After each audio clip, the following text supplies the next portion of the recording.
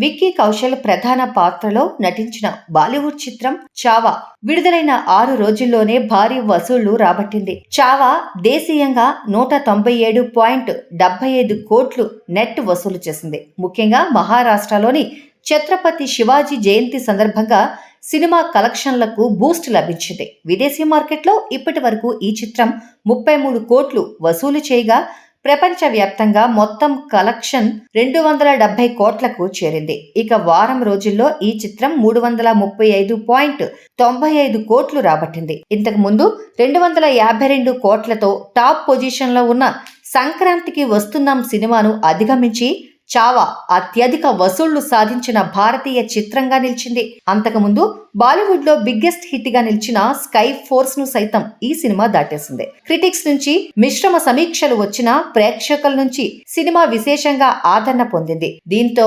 కలెక్షన్లు రోజు రోజుకు పెరుగుతున్నాయి. ఇక చావా చిత్రాన్ని తెలుగులో డబ్బింగ్ చేయాలని డిమాండ్ పెరుగుతోంది. ఇది కార్యరూపం దాల్చితే ఈ సినిమా మొత్తం కలెక్షన్లు మరింత పెరిగే అవకాశం ఉంది. ముఖ్యంగా చారిత్రక కథా చిత్రాలకు తెలుగులో ఉన్న విపరీతమైన ఆదరణ దృష్ట్యా తెలుగు వెర్షన్ విడుదలైతే అదనంగా భారీ వసూళ్లు వచ్చే అవకాశం ఉంది.